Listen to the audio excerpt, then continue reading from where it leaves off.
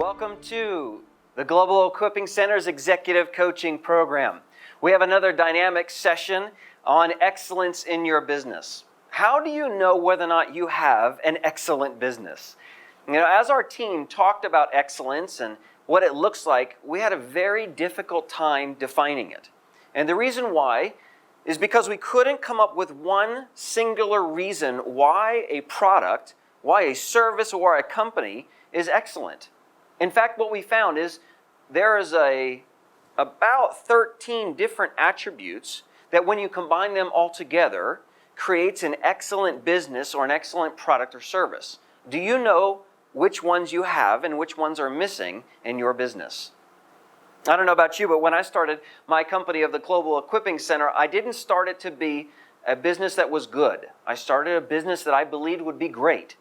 But 5 years later, I find that there are certain areas that are lacking areas of excellence, and other areas are much more filled with excellence than what I could have expected by this time. So my question to you is, where in your business do you need to improve and become a great business with excellence?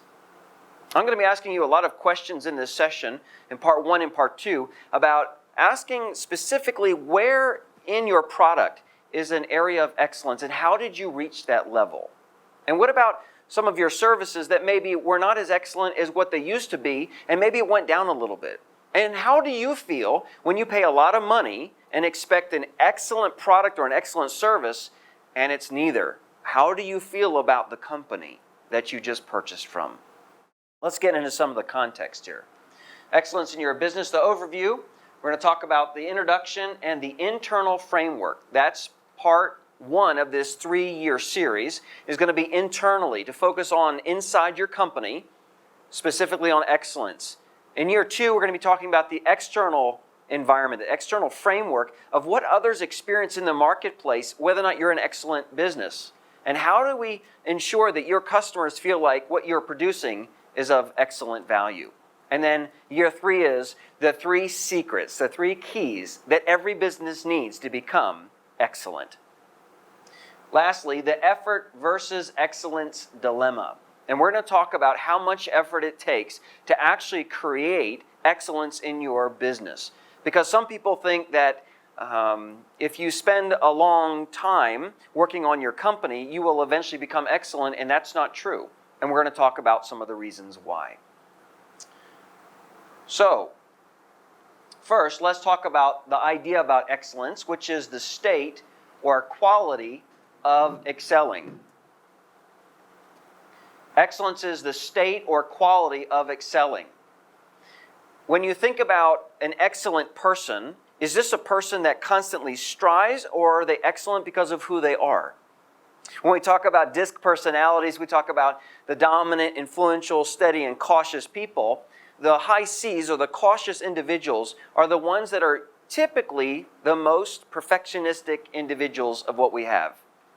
So what happens is, if you're a high C and you're a business owner, you may get bogged down in trying to become such a high-level perfectionist that you could actually take your company under, and we're going to talk about that in just a couple minutes. But what does it mean for excellence if you're a dominant person in the marketplace? So what does it look like for excellence if you're an influential person? They do not look the same. They're very different levels of excellence, and the qualities are different. So my question to you is, as an entrepreneur, how do you know what areas you're reaching a high level of quality? What is the state of your excellence of your business? And how do you know it's excellent? Is it because you get up in the morning and say to yourself, hey, I'm a business owner. I have money in the bank. I must be excellent at it. What is the criteria for your excellence? But the second definition I like a little bit better. It's the word superior.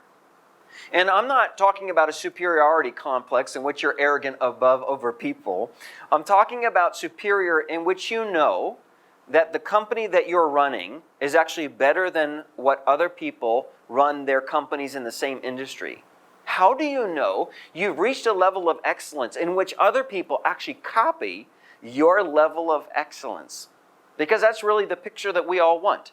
We want people to come to us in the same industry saying, listen, how on earth did you sell that house so quickly? How on earth did you take this rundown mansion and just design it beautifully, interiorly, in such a way that everybody wants to live in it? You see, when you become excellent in something, other people want to copy what you have. And that's what excellence looks like in one way. So, the first foundation question is, does the industry or company that you are currently managing or leading increase your desire to strive for excellence? Let's talk about this for a second. Let's say you've been working with your company for 10 years and you still are not breaking even. You've mortgaged your house, you put your bond up for your house, you've taken all the money out, and it still is not able to pay back all the debt that you've made. And let's say you're $100,000 or R1,000,000 in debt right now. I wonder if you'll be frustrated about the desire that you have to make an excellent company. See, in the beginning, when you first start, what you want to do is you want to take the idea and flesh it out and formulate it into a business plan that eventually can become self-sustainable and eventually profitable. When it becomes profitable, you're happy with the business that you started. However, many people after 5 or 10 or 15 or even 20 years are still working the same amount of hours and slugging away day after day. And the last thing they can focus on is becoming more excellent. They're just trying to make ends meet. And so if that's where you're at right now, there's hope for you. Because as you have learned what doesn't work, it means don't keep doing that. Hopefully you figure that out, that if it's not working this way, don't keep doing that because you're not going to change anything. And see, what excellence does is it gives you an edge in the marketplace so that you can be different from your competitors. So, the industry that you're in, let's say right now you're in the industry of IT. The question is if we were to put money into your personal and corporate bank account that you never had to work again and you could live off of those funds, would you pick the same industry today that you're in? Because if you say, I'm so bored with my industry, you're not going to be able to specifically create excellence in something you're not passionate about. So does your industry give you passion? Secondly, is not just does the industry give you passion, but does your own company give you passion? You know what's so funny to me is I meet a business person and they say to me, David, just help me get my business up so I can sell it and get rid of it. Okay, and I say, why do you want to do this? Oh, so I can take the money and go do what I really want. As far as I know, when you started your company, nobody put a gun to your head and say, okay, you are forced to start a business that you're going to hate. So how did that happen? Somehow in the mix of everything, maybe you started your business to make money, but it wasn't in your passion. I was talking to a gentleman in Virginia recently who was looking at buying different franchises. And I said to him, why are you buying a franchise? He said this, I've got some money and I want to buy a franchise so that I can make more money so I can do what I really want to do. And I said to him, don't do that. Well, he said, why not? I said to him, because it's not what great franchise you find. It's what is your passion that you can make the most money with. Because if you start your business for money only, you'll never make it excellent because your heart is not truly in it. The first foundational statement is, you and your company defined where you will be excellent, not the marketplace. The marketplace responds to the area of your excellence you have chosen. See, this issue of desire and focus and what your expertise in business directly correlates to your cash flow. When you hear someone who is networking and they talk about their business like it's a funeral plan, you kind of know this person can't wait to get out of this company. It's horrible. What you want to find is people who can't shut up about their company. Everywhere they go, they're talking about how amazing their company is because it's what their passion is. And when you see them, it's like a painter painting a beautiful mural on the wall that when they're done, it's breathtaking. You see, business is just as beautiful as an artwork. And when you really love what you do, you want it to be excellent because it's who you are. If your business is not who you are, you will not be able to take it to the level of excellence and you will only have a good company, not a great one. And excellence is the key from getting to good to great. Number one, fill in on your notes, excellence is not a byproduct of time. I used to believe that if you had a company, the older that the company got, the more excellent it became. It'd be kind of look like this on a chart. If this is excellence, and this is where I start today, that it's going to take me many, many, many years. So this is number of years it's going to take me to eventually become excellent. And I'm going to have a business that is filled with excellence. The problem is I've met companies, owners of companies that have been in their company for 5, 10, 15, 20 plus years. And do you know, they are not an excellent company. Their systems are not in place. They don't have policies and procedures. I was just in one location where they don't even have job descriptions, and they're a 20-year-old company. And I said, how can you not have job descriptions? Well, everybody knows what they're doing. That's bad business. And they have problems with their customer service, and their products are falling apart, but they're making money. So if you say excellence equals money, then I guess whoever starts a company and makes money is excellent at it. But that's not what excellence is. And how do you define excellence has nothing to do with the amount of time you've been in business, but it's reaching a certain level that was irrelevant of time. Because I've met business owners that were in their third year of business that was running such an effective and efficient company. It was excellent. I said, how old are you? Expecting them to say, well, we've been going about 25 years. And they were 3 years old, but they were so focused on creating an excellent business that it blew their competitors out of the marketplace. Number 2 is excellence can be sabotaged by micromanaging improvements. And this is for my cautious and also my dominant people in the room.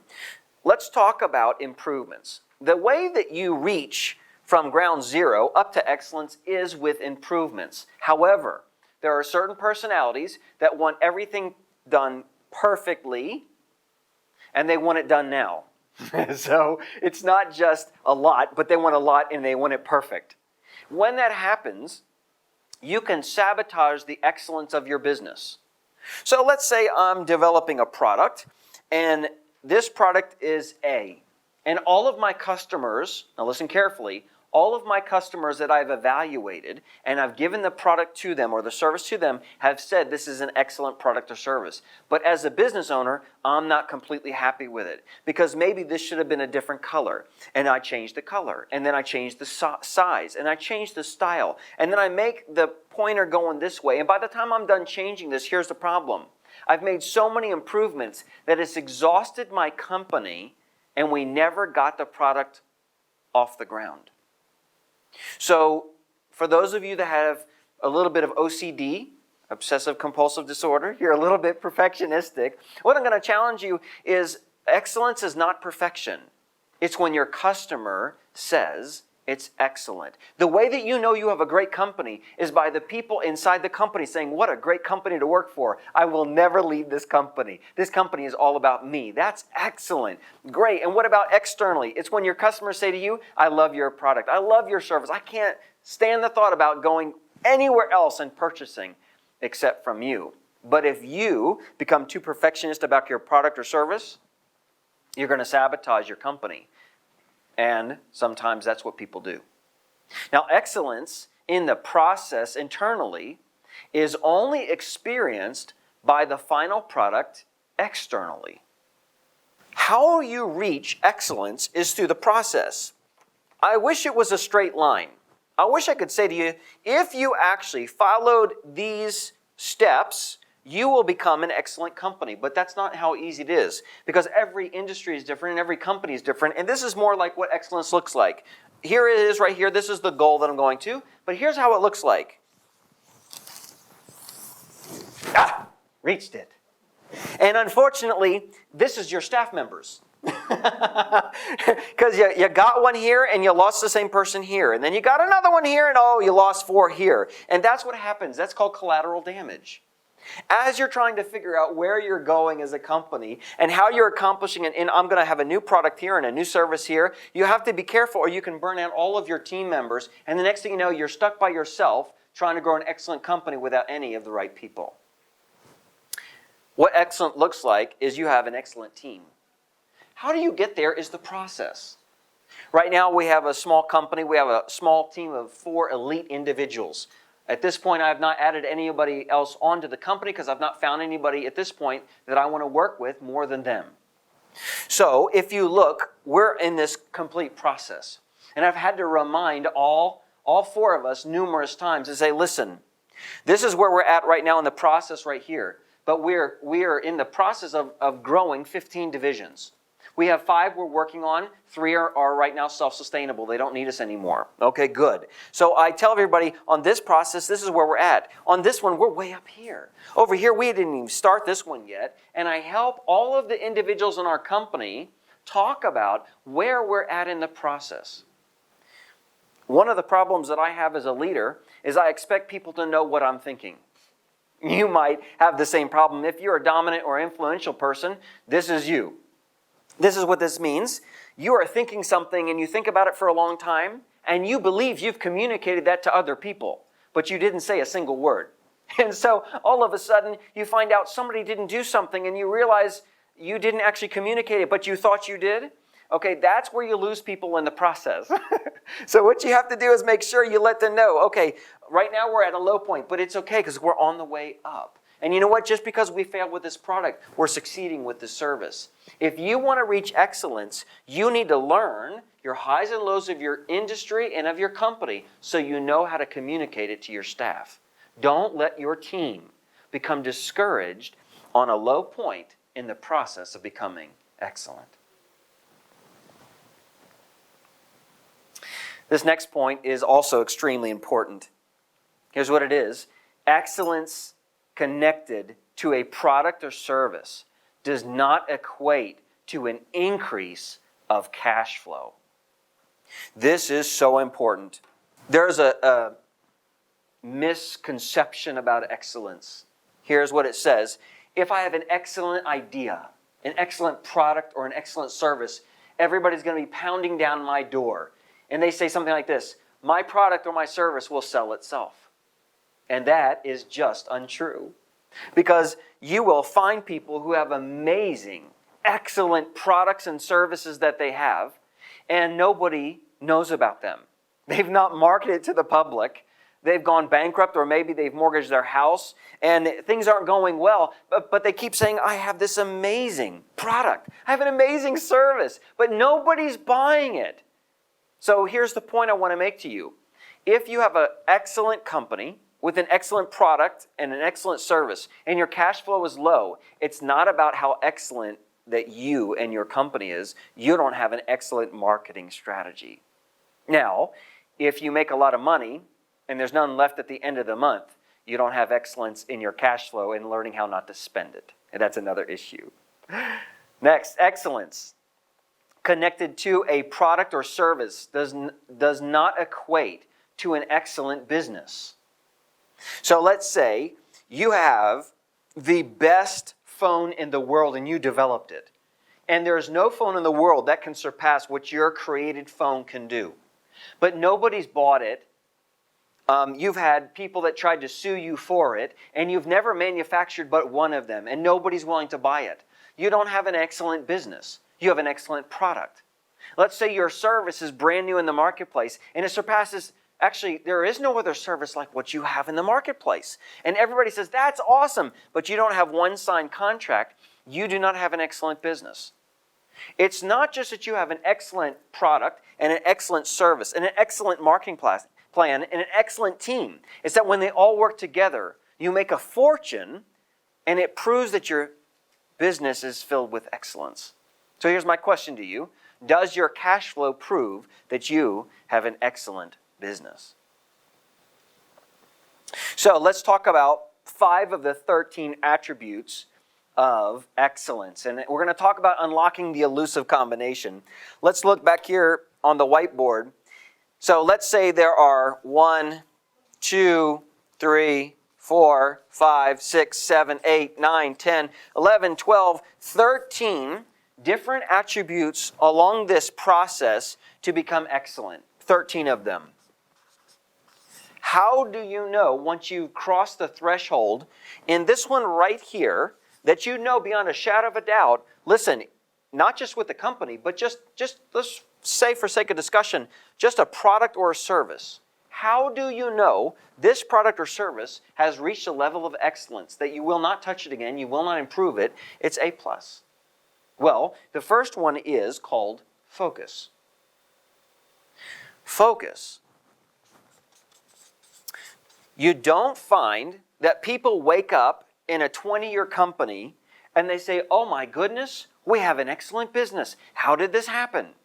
If you go to a farmer and you go to a field and there's corn, there's millies there, and you look at it and you go to the farmer and you say, how did this happen? He's not going to say, well, one day I woke up, all the corn came up, don't know how.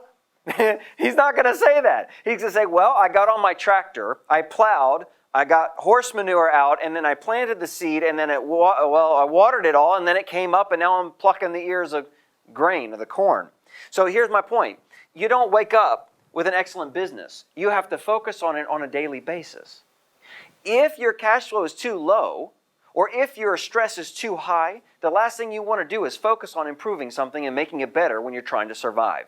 This is beyond survival. This is taking your company to the next level.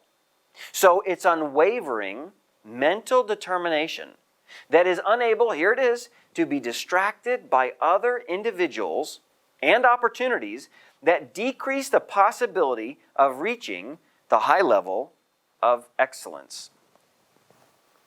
Just this past week, I had to make a very serious decision. I looked at my life and I looked at a big opportunity that I had in another state in the U.S.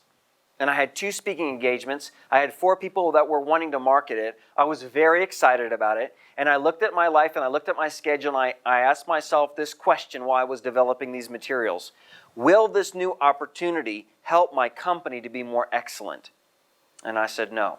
It's going to decrease my quality of excellence. And I called up everyone and I canceled the entire week of business because I said I'm not willing to go down in my level of excellence in South Africa with my other clients around the globe by doing something new.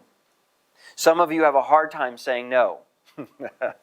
No means I'm not willing to do something even though it may be a good idea because it's going to take my company and not let it be a great company.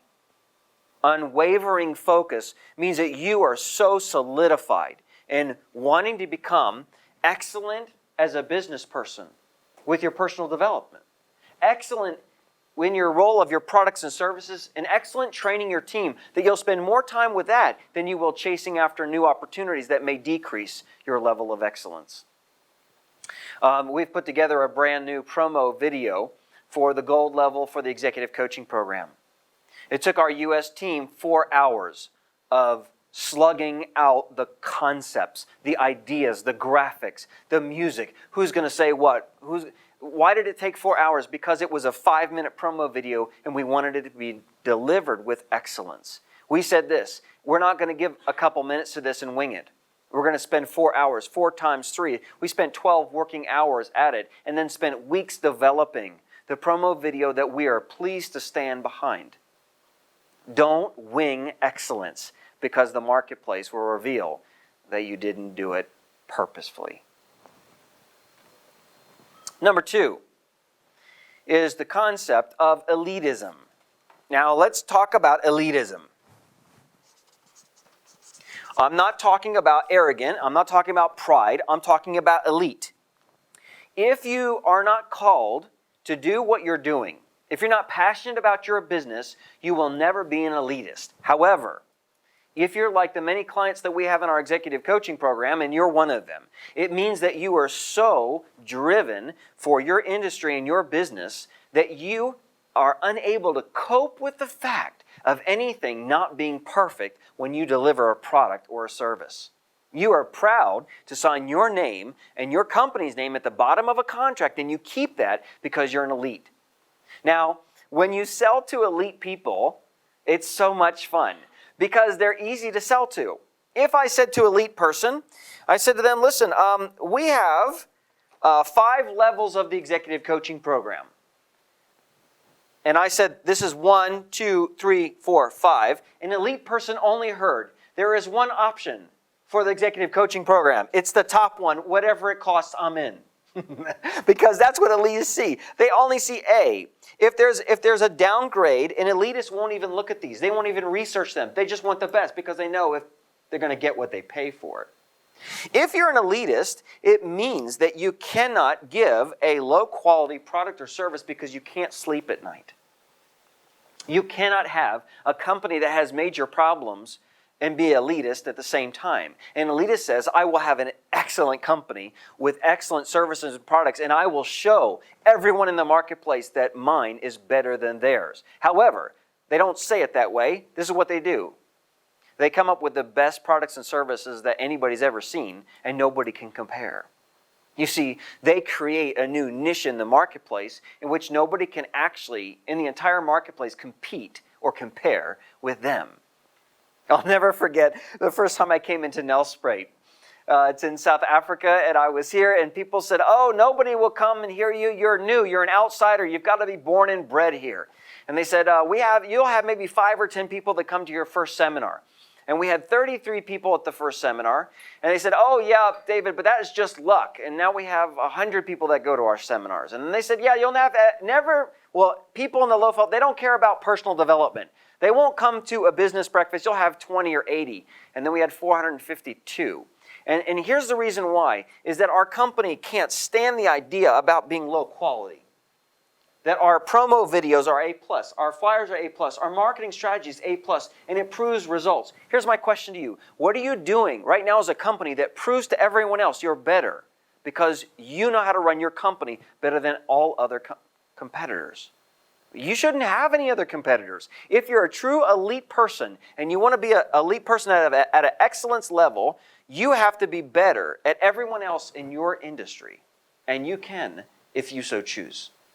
So elitism is the belief that your company is beyond any possibility of competitors. Your products and services are unsurpassed in the marketplace, and that you're the only person who can lead and manage your business to produce impeccable results. I say to people all the time that if you feel that someone else can take your position in your company and do it better than you, you're in the wrong position in the wrong company.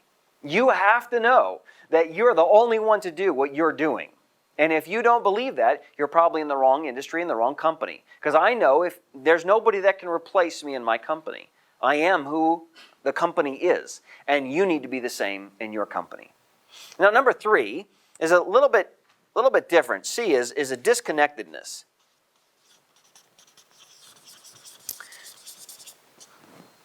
I made this completely ambiguous for those of you who love things clear. Masterfully absent in a holistic manner in order to become completely separate from the non-essentials. I hope you enjoyed that, all the C's in the room. So let's talk about being masterfully absent. This is what a person of excellence who's a business owner will do. Now, I'm assuming that you have at least one other staff member. If you don't, this doesn't work well. So what you do is you go away from your company for a day, turn off your cell phone, turn off your laptop, don't answer anyone else in order to see what happens with your company in a day. If you get back after a day and you lost a customer, you don't have a very excellent company.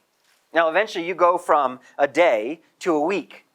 And if you go away from a week and you lose customers, it's because you don't have an excellent company. You see, I'll never forget that for the first 3 years of our company, we lost clients in between December 15th and January 15th. We would lose 1 to 3 clients every single year, and we couldn't figure it out. And what we realized is that 4 weeks is the length of time for someone to either have too much eggnog or eat too much pumpkin pie or have too much braais and they eat too much food. And it affects their brain that they forget what coaching has done for 12 months, and by the time January comes, they've completely forgotten about what executive coaching does for their company. So what we do now is we don't let them forget. We actually Skype them, call them on the phone, meet with them over the holidays because of one reason. We want to ensure that they're actually keeping their momentum high over the holidays. Wouldn't it be wonderful if on Christmas Day you had your largest payment come into your account? You see, when you're absent from your company for a period of time, it reveals the loopholes where you're not excellent. When you find where the loopholes are, because you're not present to solve the problems, you know where your company or your product and service has a lack of excellence. So, you separate yourself from the company. You separate yourself, you go away, and then you come back and see what fell apart. And then you fix it. And then you go away again for a little bit longer. And if it still's broken, you didn't fix it in the first place. But if you come back and nothing changed, then guess what? Everything's going wonderfully. Number 4 is the word integrity, and we're redefining it for this specific conversation, which is dedication to the quality, the vision of the company, and the drive to create a standard of results that is attainable at only the highest level. Let's talk about these three areas about quality, vision, and drive. Quality is obviously where we're going with excellence. How do you get quality higher? It has to be the integrity of the person. So think about this. Let's go back to your product again. If you developed an inferior product, and let's say it's down here at the bottom, but yet you marketed it and sold it as an A-plus product, and you sold it at that criteria of the amount of money you charged, and the person gets the product and it breaks, and they realize that you sold them what you said it was here, but it was actually here, and you charged them for here, how do they feel about you? You see, you cannot separate yourself as the entrepreneur, as the business owner, from your products and services of your integrity. If you have a customer who feels you cheated them out of money, that you didn't do what you said you were going to do, you have a lack of integrity in that person's mindset. And hopefully, they're not a high I. Because if you tick off an influential person because you quoted them something that you couldn't deliver on and you didn't make it right, they will talk about you not just in the marketplace, in their sleep. They will talk about you everywhere. And the whole marketplace will know from one person's big mouth that you didn't do what you're supposed to do. And they'll say this person sold me a product or service at this level, they delivered at this level, they weren't willing to fix it. I'm going to tell everybody. They will talk to animals and tell everybody about how bad you are as a person. And they'll say, this person has here's what it is, a lack of integrity because of your product or your service. You see, people try to separate that. They say, I'm the entrepreneur, I'm the business owner, there's my company, there's my product, there's my services. No. You are your company. You are your company's name. You are the reputation, you are your product, and you are your service. And if you don't deliver with excellence and you're charging at this level, you better make sure you can deliver. So, your standard with your company is your standard of integrity. Your word is your bond. Now, the vision of the company. This is so much fun. I remember when I was trying to figure out with a couple nonprofits, I wanted to double them in 90 days, which I did. And I asked the people in the company, I said, listen, what is the vision of the organization? You know what they put on there? To double the organization. Now, that's what they wanted, but that's what they thought the vision is. If your team, let's say you have a team of 10, okay? And I go and I ask each one individually, what is the vision of the company? And they all give me 10 different answers. You don't have a clear vision. And you got 10 people going in 10 different directions, okay? That means that your team is not an excellent team. So, you have to make sure that your vision and your quality are aligned. The third part of this is also important, is that your results are always at this A-plus level. And that you need to make sure that you tell your team that you expect this and then you equip them how to do it. There's nothing more frustrating for a business owner to look at their team and be discouraged by them because they're not achieving the results that they need to achieve. And the reason why they're not is because maybe you didn't train them. Or maybe you didn't actually explain to them what this looks like. So many times I've come to the end of my day shaking my head saying, how can I communicate to thousands of people and I can't communicate to one? Have you ever felt that way? That maybe you said, how did this person not hear me? Or how did they not understand, but yet they weren't able to achieve what you thought they could achieve? And maybe your attainment was too high. If you're a cautious or dominant person, you need to recognize the fact that your A+ might not be achievable by everybody in your organization. Make sure you do not discourage your team by holding them to a level that they cannot accomplish. Number 5, and most important, core alignment. The business owner, entrepreneur, corporate's personal standard of excellence supports the level of excellence of their company's vision and products and services. What I'm trying to say about this, if you are not excellent as a business owner, if you're not excellent as an entrepreneur, do not expect your company to become an excellent business. There are different areas in every person's life. And you may be excellent in one area and actually a failure in another. And nobody knows about that area. You could be mediocre in another area. But in business, you need to have a business of excellence. That doesn't happen naturally. It doesn't happen by accident. It happens because you focus on it with all of your intensity, because your cash flow is high enough, your team is excellent, and you have more time now to finally focus on taking your company to the next level. So core alignment means that you are excellent as a business owner.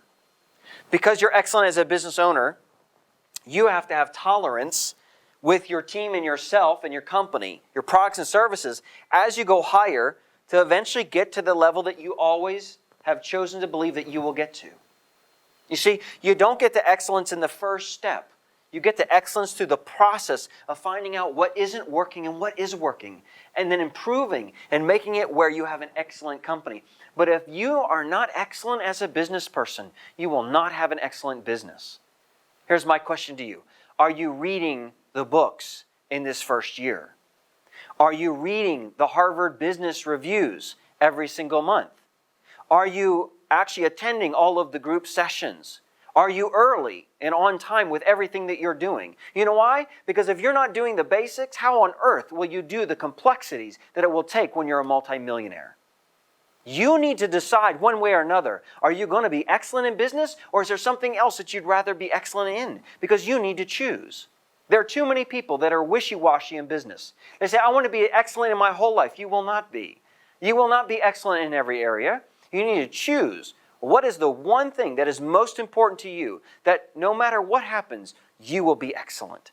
Because you cannot equally divide your focus upon everything and everyone in the world and be excellent all the time. You need to choose to be excellent. So, in the beginning, when you first start your company, this is what the excellence graph looks like. You want to be profitable. That's what you're trying. And the amount of effort that it takes to equal excellence is 100%. This is exhausting. In the first 3 years of your company, you're trying to survive. And everything you put in, you're hoping you can get out. Now, when the level of effort equals the same result of excellence, the finances are break even. So you're not making money. You're just trying to make sure that what you're charging is what you're actually worth. And hopefully, it's going to be somewhere down here in the bottom that you're going to be raising over the next couple of years. This is because this is a model that's effective for maintaining the company. You know, in the beginning, it takes a lot of effort and you get very little. But eventually, you want to get to a place where you kind of maintain your level of excellence with your effort. So that usually happens after year 3. If you're after year 3 and you're not becoming more excellent, there's a major problem. If you still are having cash flow issues after year 3, you do not have a business of excellence. You should get more time after year 3. You've gotten over the hump. If you're still working just as hard after year 3, you have a problem. And we have to help you solve that so that you can become more excellent. Because if you're scrambling for cash flow, then you will never become excellent. You can't do both at the same time.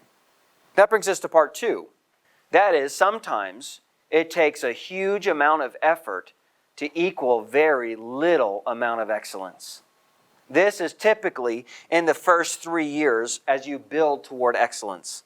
I mean, this is a sacrificial model.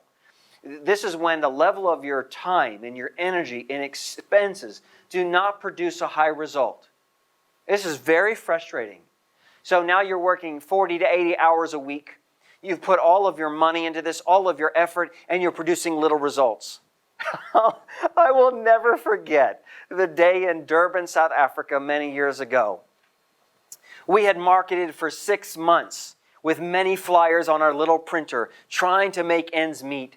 We were in the marketplace, we were networking, and we were going to have a Creating Momentum in Your Sphere of Influence seminar. And we really believed we were going to have at least 20 people. And I'll never forget that fateful evening when I showed up dressed in a suit, had all of my PowerPoint projector and everything set up for 20 people, and we had one Indian gentleman show up who somebody else had paid for.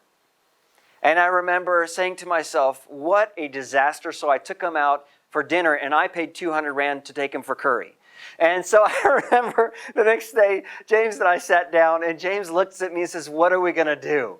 And I said, you know what, James, one day, I'm going to be standing in front of hundreds of people. And he said, where is that going to be? I said, I don't know, but it's not going to be Durban.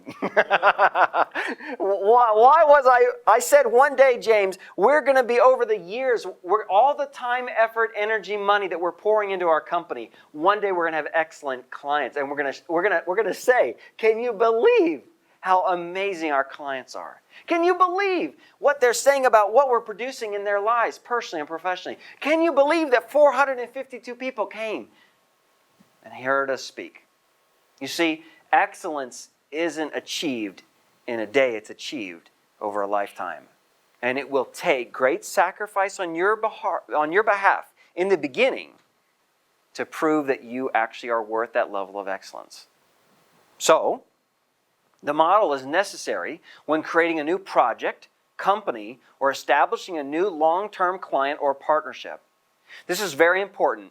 If you are establishing a partnership, it is important that you pour into that partnership believing that it's long-term, and the effort that you have to put in is significant versus what you'll receive out of it. But long-term, it could be more than what you ever imagine.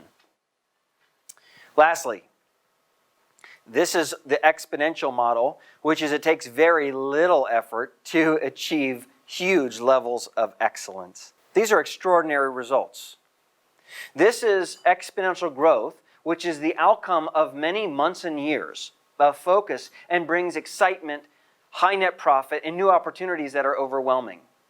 If you have just landed some of the largest contracts of your life, it wasn't because you called up somebody yesterday. It's because for years you have been developing and working hard at becoming more excellent as a business and a business person. And one day you will get a huge contract because you were worth the finances. And may that be true in your year, this year. We should not judge people by their peak of excellence, but by the distance they have traveled from the point where they started. My challenge to you is to think about this last year and ask yourself one question. Am I an excellent business person? Do I have an excellent company? And do my products and services portray the level of excellence of who I am as an individual? If not, we look forward to sharing with you in part 2 about how you can become excellent in business.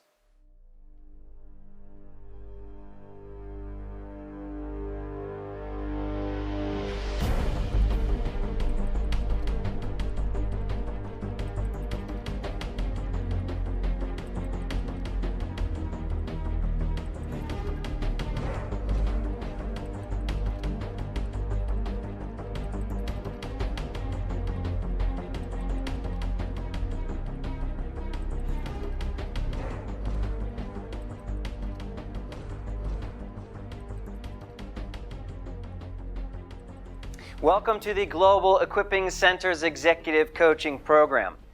We've been discussing excellence in your business, and this is part 2. We're going to talk about the barriers and levels of excellence.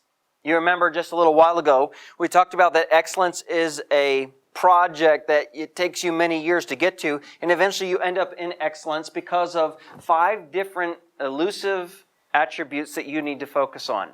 In our second year, we're going to be talking about the other 5. And then the third year, the question is, will you be ready for the 3 secrets of what is the kind of the icing on the cake of how you can become excellent as a business person, excellent in your product and services, and in your business? We're going to talk about some of the barriers to excellence now. As you start to climb that ladder of excellence, what are the things that hinder you from reaching and attaining excellence? We're going to chart your level of excellence, and we're going to look at some interactive and individual projects that can send you on your way to improve your current business and your products and services. Let's get started.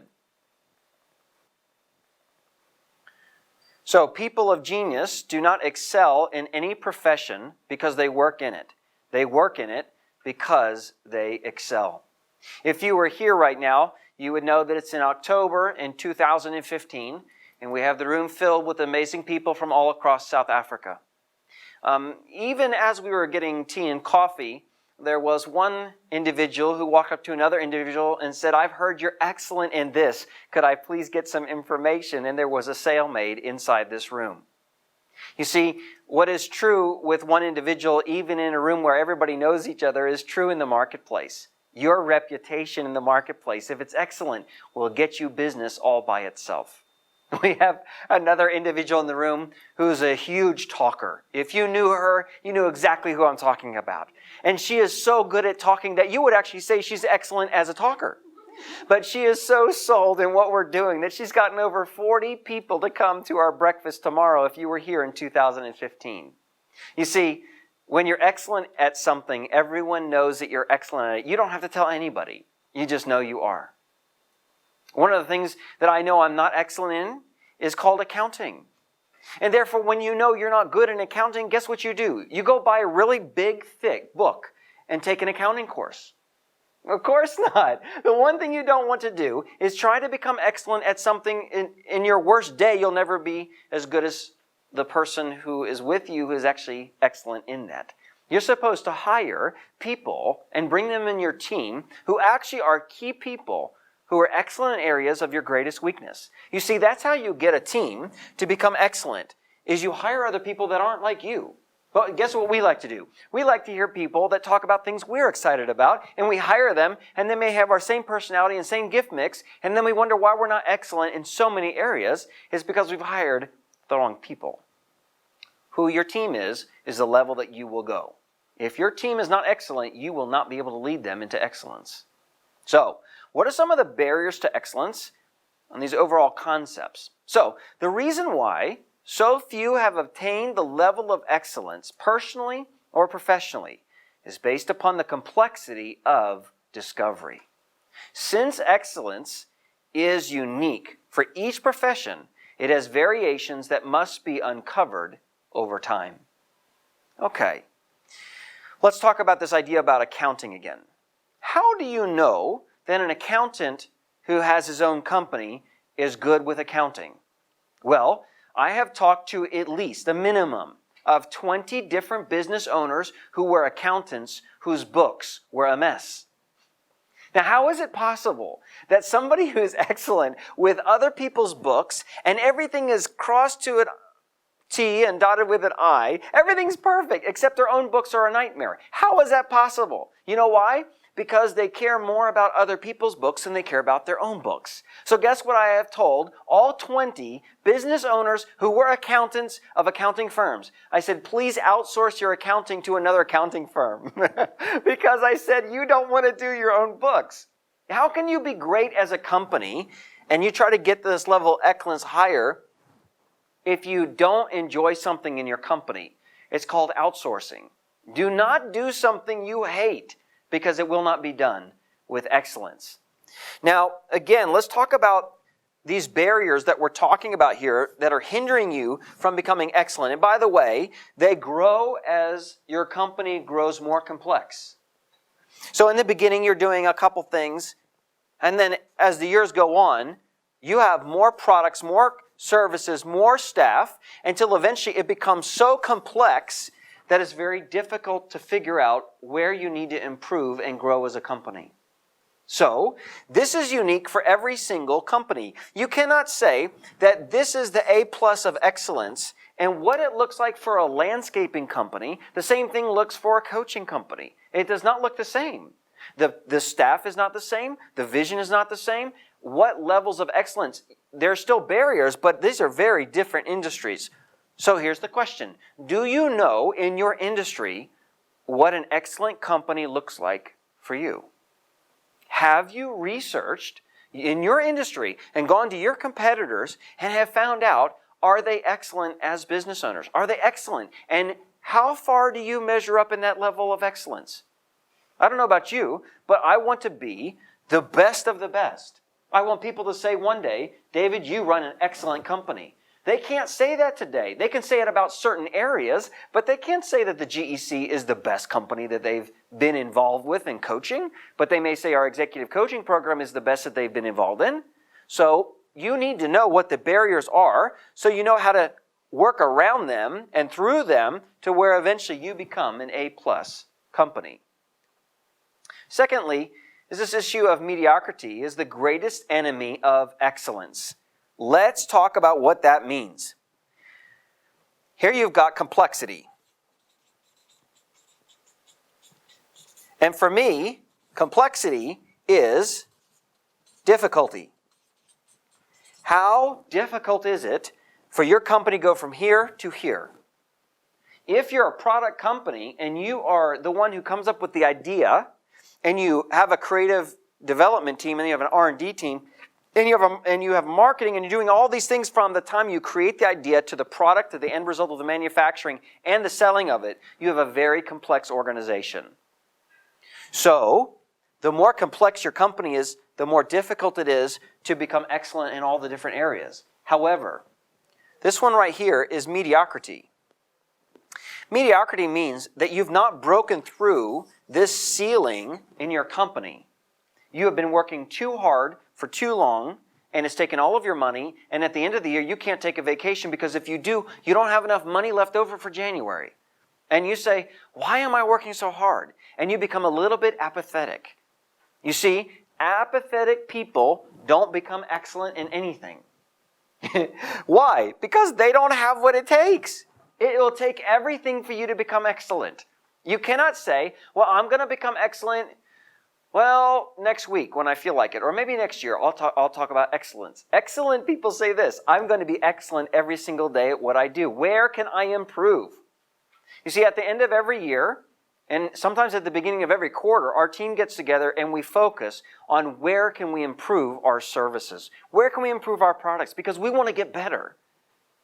If you're not in a good space, because mediocrity for me is actually an emotional term. It means that emotionally you're not doing well as a person.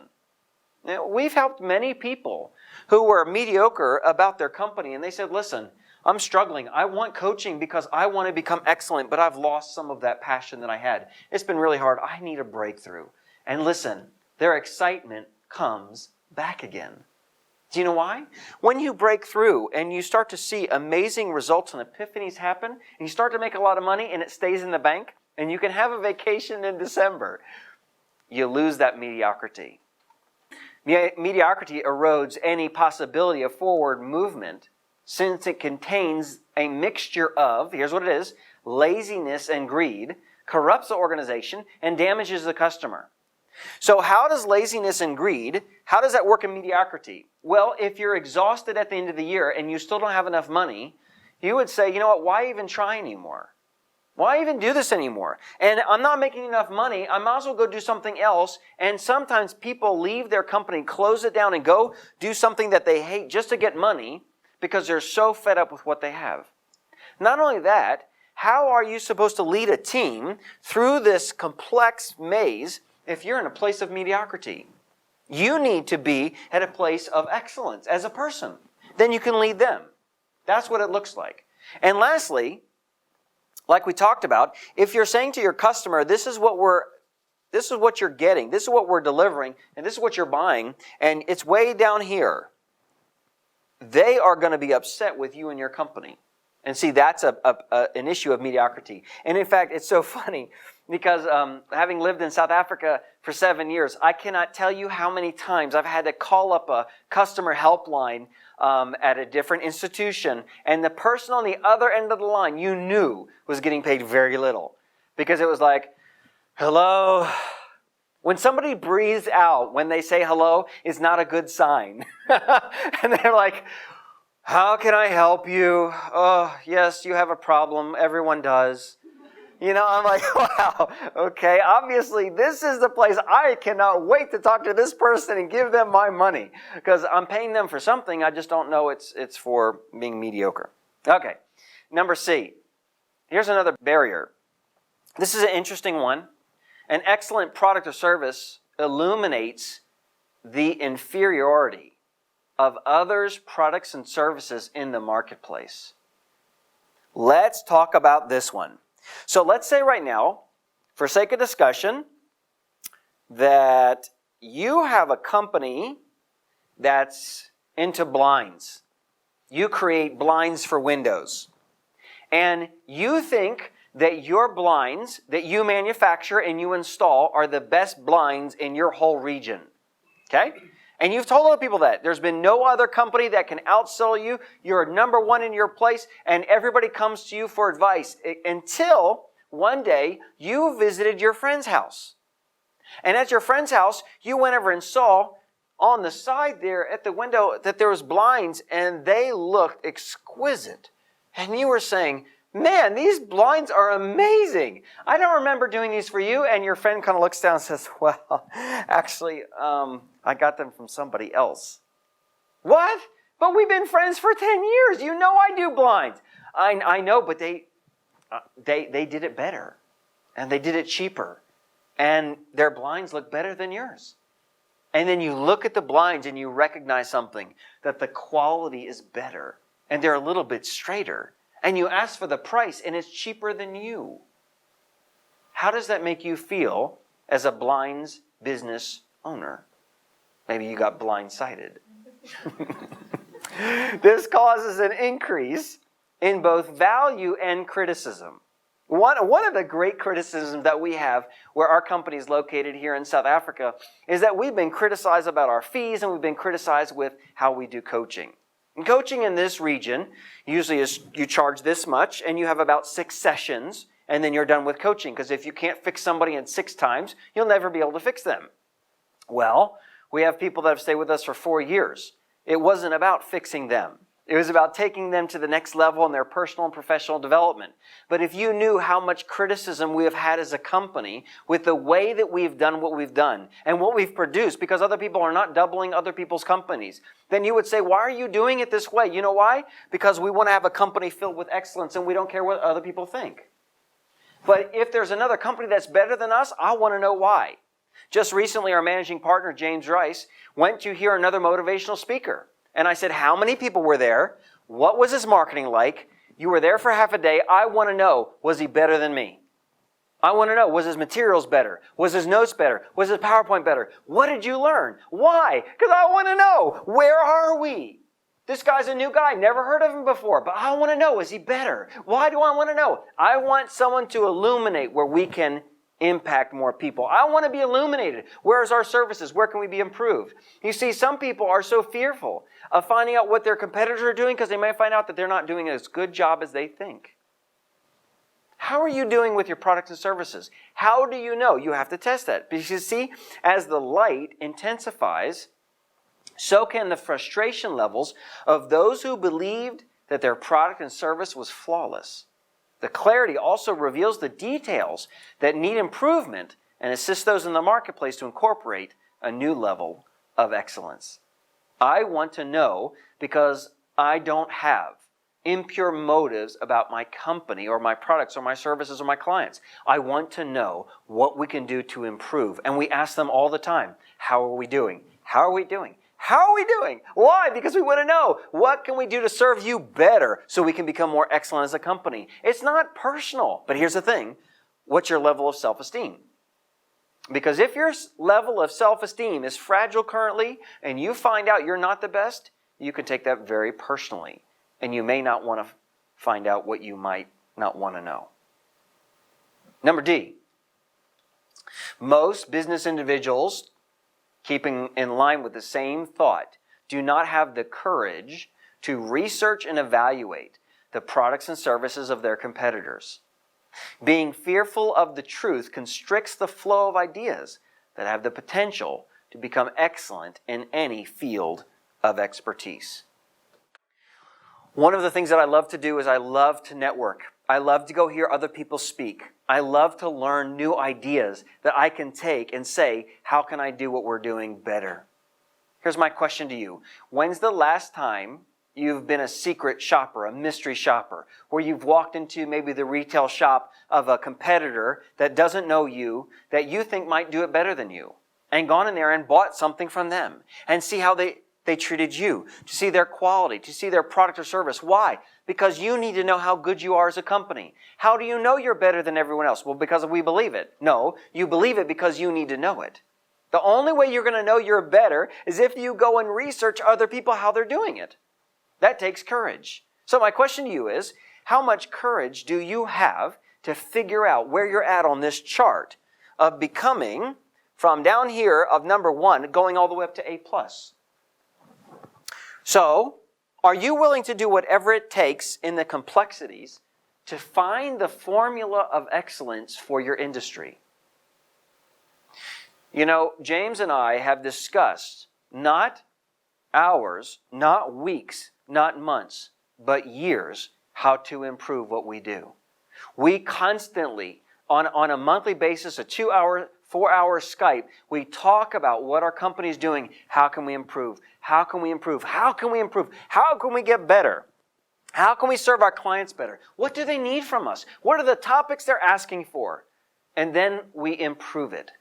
You see, when somebody says, we didn't like this, we say, why not? And try to understand, and if it's valid, we'll change it. Because it's not about us. It's about your customer. You see, the number 1 person that is helped the most by your business becoming more excellent isn't just your staff, isn't your team, it's your customers. The more excellent you become as a company, the better your customer is served. If you really care about your customer, then when somebody says, listen, you didn't do a good job here, then don't take it personally. Thank them.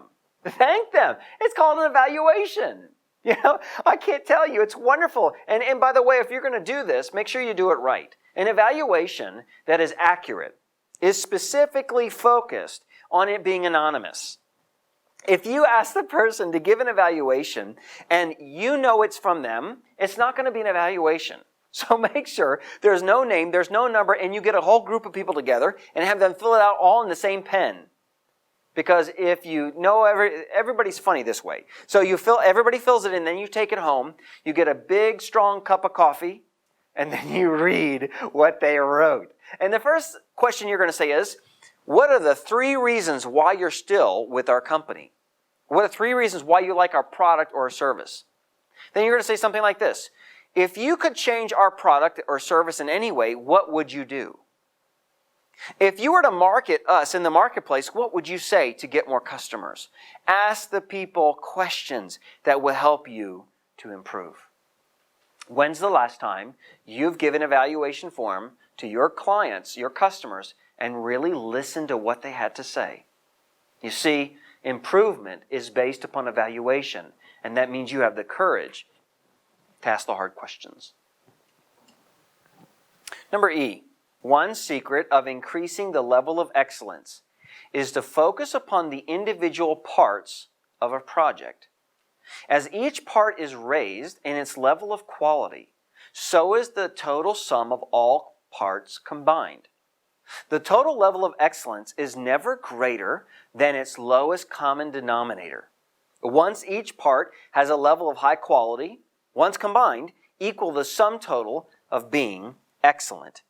Now, this is one of the largest secrets about becoming excellent in any area, and I want to talk about it at length. So, here's what it is.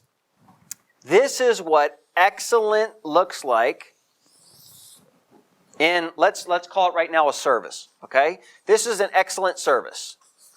So, let's say right now you wanted to get a telephone line put into your home with high-speed internet, okay? And you said, wow, this has been an excellent service. Then you need to ask the question, how did this become an excellent service? Because if you don't decipher what part of this excellent service actually made it excellent, you're only guessing. You're saying the whole thing was excellent. Okay, well, let's define what excellence looks like in a service. Number one, you're going to look at right here is your introduction. What was your introduction to the product and service? I'll never forget the first time I went to an organization called BNI, Business Network International. And I was in White River. I was living out of a hotel. And the hotel manager said to me, I want you to go to this little meeting and go check it out. I've never been to one before. I went there. I walked in, and a gentleman named Leon was there. And he greeted me by the hand. And he said, David, good to meet you. Let me buy you breakfast. Bought me breakfast. I sat down, and they did these 59-second infomercials, and they shared about who they were. And when it was my time, I stood up and I said, my name is David Wilkinson. I'm the CEO of the Global Equipping Center. This is my seminar, this is my book, and this is my executive coaching program. And I gave about 2 sentences on each and sat back down. When I sat back down at the end of the meeting, there was a lady sitting across from me. Her name was Cheryl. And she walked around and shook my hand and said, I'm buying your book, I'm coming to your seminar, I'm becoming a client. How on earth did that happen?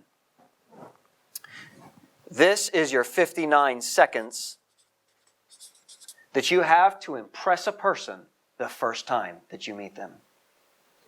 You cannot be an excellent business person without an excellent elevator speech. If you don't know what to say, if someone were to say, stand up in front of 100 people right this second, and I want you to tell them why they should do business with you above everyone else. If you don't know what you say, you are not excellent in business. Because you can't even convince a person in 59 seconds. How are you supposed to convince 100 or 1,000 if you were given the opportunity? The introduction, what you have to say about yourself and your company, is the first thumbprint. The first thumbprint of that person, of what they will know about you for the rest of your life. And if you didn't do a good job, guess what? They're going to say they probably don't have a good business because they didn't have a good introduction. Number 2 is the word follow-up. Follow-up is essential to having a business filled with excellence. Why is that? Because if somebody says to you, like she said to me, I want to buy a book. Do you know what I had in my briefcase? A book.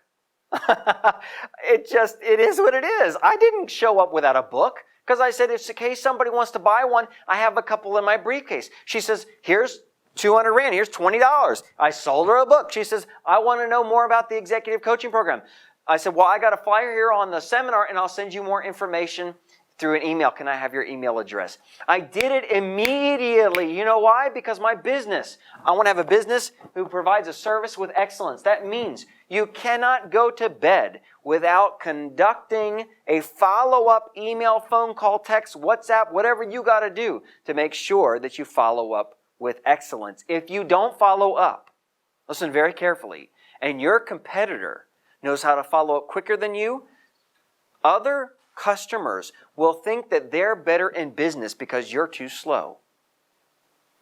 Do you know how many times we have taken market share, not by accident, but by speed?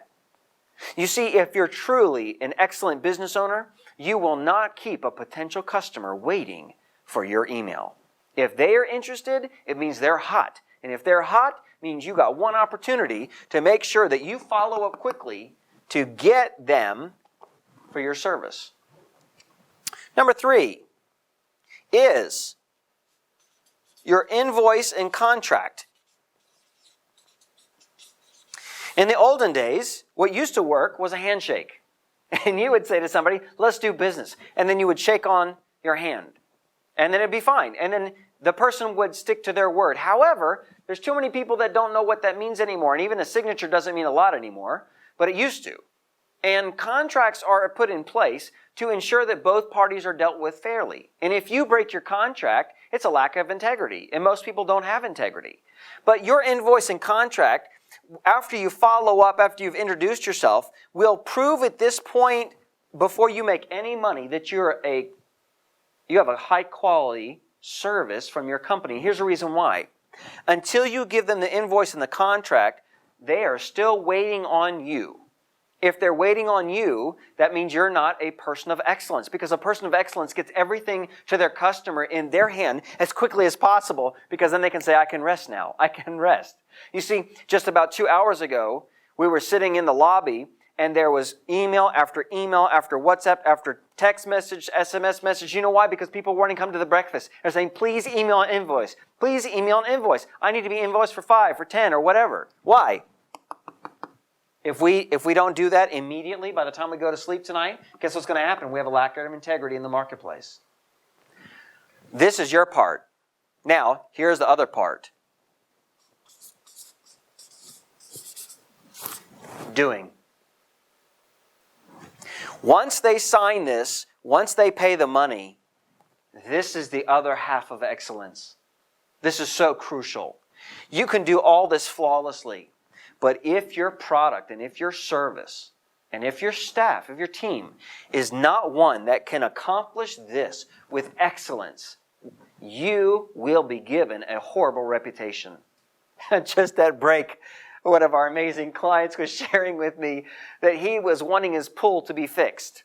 And a man drove 4 hours away to come here and jerked him around and said, listen, I'll be there. Oh, I might not be there. And he went someplace else, and then he hit somebody else's car. And he said, you know what, I'll be there now. And he's like, no, forget it. You go back to where you came from. I'm not going to give you my service anymore. You said you were going to be here at this time, and you didn't show up. And now it's too late. I'm already somewhere else. If you cannot do what you've promised, you will lose marketplace share in integrity and reputation with your organization. And people will start to say, this person talks a lot and does very little.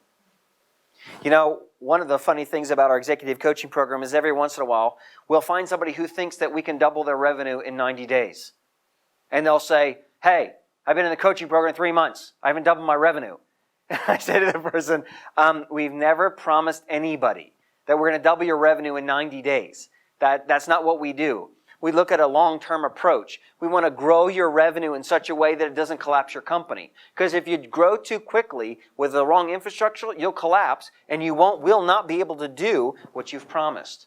There's nothing worse than finally fixing all these things and you're not able to do all this because you don't have the right team in place. So, if you do this right, and you do this right, you have an excellent service. So here's my question to you. Right now, what are the components of your product or service that you know holistically that you are excellent in? And have you asked yourself the question, can I improve these areas? You see, if you said this is right here at 100%. I don't believe I can improve this. I've actually gotten clients in 59 seconds. I've landed major deals. Great. Okay. Follow up. Well, we follow up in the next month or two. 0. Okay. When we do follow up, though, and they ask for an invoice and contract, it takes us another 3 weeks to develop that.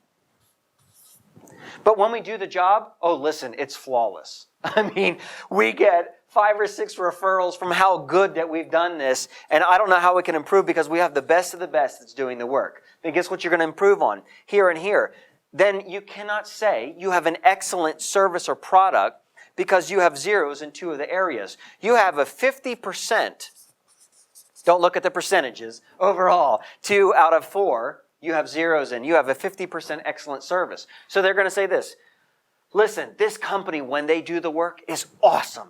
Man, they do the best work. But man, they never give you a call. It takes them forever. Once you meet them, it's like, oh, if they could just get to the job, they'd finally get it done. So here's my question. In your service or product, where are the areas that need to be improved so you can say holistically, this service or this product is completely filled with excellence? I hope you're thinking differently about your company. Here it is. The price of excellence can become too high and sabotage long-term success. Perfectionists who improve, perfectionists who spend too much time, effort, and money on improving their company, products, and services can cause business bankruptcy. Let's say your competency level right here of the doing is not at 100. Let's say it's at 75%. And you've been doing this for 10 years. And the best that you've ever been able to do is at 75%. The question is whether or not that 75% in your mind is actually 100% in other people's minds. You see, If you're a perfectionist, this is what you want. You want the entire thing to be 100% at all times with every staff member. And if it's raining outside, it doesn't matter. And if there was a fire and it burnt your house down, it doesn't matter. And if your car blew up, it doesn't matter. Because all you want is 100% all the time. And that is not realistic. So what happens is if you're a perfectionist and there's an area that's low and the other areas were high, instead of saying, look at all the wonderful things that we are doing, look at all the breakthroughs that we have, look at all the amazing clients, they look at the one that has failed and say, oh, can you believe we failed with this one? How do we fix this problem? And what they can do is they can demotivate their team. They take their team. Instead of saying to the team, you've done an excellent job, an excellent job, an excellent job, and encourage the team, and then maybe a couple days later come back and say, listen, why don't we find out why this one was at a 0? Let's try to improve this one. The first thing they say is, not all the excellent, great comments to motivate them. They say they start out with this. Okay, guys, why did we fail? And the whole energy of the room goes down because they say, but look at all the successes we've just had. And instead of finding the successes, they demotivate their team. So if you're a perfectionist and you're verbal, you need to be careful not to be so strong with overlooking all the great parts of this and trying to make it all excellent, and don't only focus on what needs to be improved. Because improvement is important, but it doesn't always increase your cash flow. And it doesn't always make a better team. So if your team is doing really well, focus on what the team is doing. Then you come back after you've motivated them, and then you focus on the things that you need to fix and try to fix the things. And try to figure out why they didn't work as well as you had hoped. But here's what I want to share with you. Do not take your capital, your energy, your time, and start to only focus on the negatives of fixing the problems, because you're starting to take away all the focus on your team and upon growing the business. Otherwise, you can sabotage everything that you've worked for by trying to fix the problems rather than taking what you're great at and improving upon those things as well. So, we're going to chart your level of excellence now. There's a chart there on your notes, and what you're going to see is there's a graph. In that graph, there's a couple lines here. There's 4 categories. There's personal, there's company, there's your products, and your services. There's a line in the middle, there's a line at the top. That top line is your 100%. That means you cannot improve. This is 50%. On the PowerPoint, you're going to see 4 different bars, which are my bars, but don't look at mine and don't copy them. I want you to ask yourself the question, personally right now, today, as you're watching this, where do you feel you are as a person with level of excellence? I want you to draw a bar with wherever you currently feel today you are in your level of excellence. Go ahead and draw that bar. Don't fill it in, just draw the bar. Okay. Then I want you to ask yourself the next question, with my company, what is the quality of excellence that my company is overall in the marketplace? And draw that for the next one. If you're thinking about this, you're thinking too long. It's either below 50% or above 50%.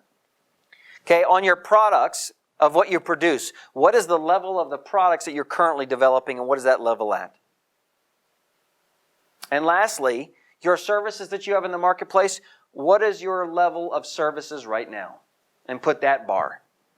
All right, so if you were to interpret my 4 bars, you are going to have to ask my own questions. So you say, David, why are you not personally higher than 54%? And I will say, because I'm working on 3 major areas that I've not had breakthroughs in personally, and until I break through, I don't feel like I'm a person of excellence at the level that I want to be at. I have reasons. So, with a company, I feel that we're at 65, 70% as a company. I feel that we're getting there as a company. We're 5 years old. I want to go higher as a company. And part of that was to purchase new equipment for the second year's executive coaching program, because I knew that our equipment will help our company go to the next level of excellence. However, our products are not as high as I want them to be. That's why currently we have Katie Wilkinson, who's looking over, as the project coordinator, is looking over all of the Executive Edition notebook, all the files. making sure everything is streamlined, automating everything. Why? Because we want the product to increase in quality. And we're rewriting the Creating Momentum book and getting it self-published in the U.S., which is going to be at the next level as well. Until we do those two things, we're not as high as I want to be. And lastly, our services, well, based upon what some of our evaluations are and what some of our clients are making, I'm very pleased with our services, and we're going to be improving them in the near future. Why did you put your bars on those areas? This is what you said. I think or feel that my bar personally is here. You drew it because that's what you feel. I feel and think at this percentage. Since you're at this percentage, you need to ask yourself tonight or tomorrow, why do I feel that I'm at this level personally? And you should ask that for every single bar that you put in there. Because there's reasons why you think and feel you're at these different levels in your company. Don't go about your day-to-day operations tomorrow without thinking about this carefully. Because how are you going to improve if you don't know where your area is to improve and why you're there? You see, if you just landed some of your largest contracts of your business career, you're going to feel really great about your company. You're going to say, this is awesome. I'm so happy about my company. We're making lots of money. It's awesome. But you know what? Woo! As a person, I'm not doing good because I'm not ready for all the work. And it's taken us a long time to get here, and I need a vacation first before I do all the work. So I'm low, but I can't wait after the vacation, I'm going to be at a much greater place. Where are you at on these? And then you need to interpret them and figure out what you need to do to improve them. I hope that helped you as much as it helped me. So, the interactive project is this. Number one, you're going to contact another client in the executive coaching program that has not been impacted by your company in the past. So you've not done any business with them. Then what you're going to do is you're going to set up a day or date and a time to meet for a one-on-one, 1-hour coffee appointment. What you're going to do during this 1-hour coffee is you're going to present to them your formal presentation, a 30-minute on your best and worst product and service that you have. So you're going to say let's say your best product and your worst service, and you're going to present this for 30 minutes to someone else that's a safe person, and at the end of the presentation, you're going to ask them this. So, what can I do to improve my presentation about my product and my service? And ask them to help you. Brainstorm with them about how you can improve what you have. Then you're going to ask them this next question, and it's very important. Have they done business with anyone else of what you provide called your competitors? Your competition. Because if they have, ask them what they thought about your competition. Find out from them. Don't go to your competition. Ask another client in the executive coaching program. This is going to be great. If they said to you, listen, your 30 minutes wasn't as good as your competitors, I would not be offended. I would be thankful. I would say, I want to know why you said theirs is better than mine. And they're say, well, number one, their PowerPoint was better. Oh, okay. Why was it better? Yours was in black and white, and it was too fat. The words were too fat. And they were in bright yellow, and it hurt my eyes. Okay, what was theirs? No, theirs was better. It's better font. It was a better quality, and it had music to it. It had music. Well, you better be taking notes. Take notes. If your competitor's PowerPoint and notes were better than yours, you better improve your PowerPoint and notes because people like those things. Then, if they say, no, listen, I can't leave who I'm currently partnered with. Actually, I'm partnered with another competitor of yours. Their services are so outstanding that I don't think you can compete. Do you know what I've said with certain people that I really want as clients? I said to them, I'll do whatever it takes to prove to you I'm better. What would it look like? Why? Because I want to know, what is my competitor doing that's so incredible that I can't talk somebody else out of what they're doing? You see, I know right now that there are people in the room right now where I'm sitting that are so excellent in business, and they're such persuasive people that they have talked people to do business with them, and they've left other partners because they said, listen, I've got to do business with you because I know you can do it better. You should be able to give a presentation about your products and services that are so compelling that the person says, oh my goodness, where have you been? I've not found anybody that talks like you do, and I want to help you to do it better. It's a safe environment. Secondly, not just the interaction project, but the personal project. And what I want you to do here is I want you to ask yourself some hard questions about your organization. Think about your very best product or service that generates you the most income, the most revenue. So you're going to take whatever product or service makes you the most cash, or makes you the most money in your company. And then I want you to ask a very hard question. What are the 5 characteristics why this is true? You may have never asked yourself that. There are 5 reasons why this service has made you so much money. This product has made you so much money. Why are people buying it? You know what most people do? They guess. They think, well, I guess I was at the right place at the right time. I guess we have a great product or service. They guess. They don't know. That's why you evaluate. So I want you to ask yourself the hard question. If you were on the other side, if you were a customer, why would you buy from yourself? Because if it's making that much money, why are people paying you that much money? When you find out what these areas are, guess what it does? It gives you more authority to sell your product or service for more money. Some of you actually can't charge what you're worth. Do you know why? You wouldn't hire yourself. If you know what you're really worth because you know the areas of excellence that you have in your product or service, you can say, you know what, I'm actually charging too little. I actually need to charge more. See, this is one of the reasons why we continue to increase our fees every single year that somebody stays with us in the executive coaching program. Because if you've been doing what we've asked you to do and you've been implementing it, you should be making a lot more money by year 4 than you ever made in year 1. However, if you are not implementing what we've asked you to implement, you will not make more money. And therefore, you will not be able to afford the fees in year 4 that you could afford in year 1. We force people to become more excellent in what they do. And so should you. Last, think about the product and service that makes you the least amount of money. That may even cost you money to keep it. Why is it making you the least amount of money? What are the 5 characteristics that are making you the least amount of money of any product and service, and why are you doing that?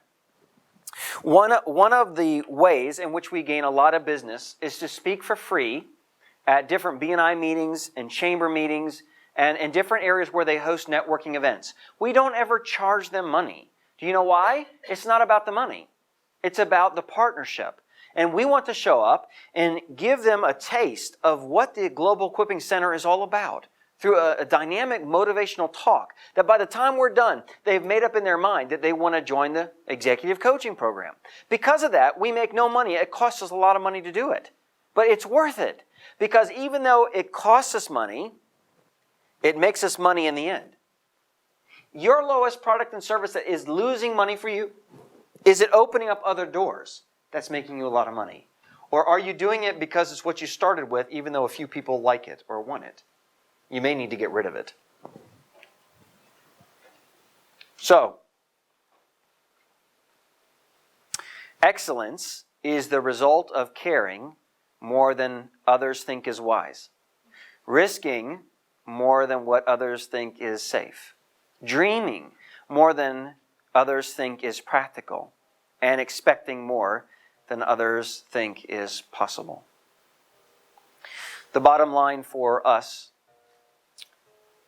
is that we believe that in your first year in the executive coaching program, that you're going to start to make significant funds. As you make more money, you can hire the correct people that are the right team. When you hire the right team, you get more excited to grow your company. And when that happens, you get larger sales. When you're at that level, you don't work on a day-to-day basis, but you work on a quarterly basis, eventually on a half a year basis, a biannual basis, eventually on a year basis. And when you can look at your company and say, I'm working on my company, not in my company, you can focus on driving your products and services to a place where you can say, I have an excellent company with excellent products and services. This is a joy and honor to be with you, a part of this exciting adventure. We thank you for joining with us as together we become more excellent in business.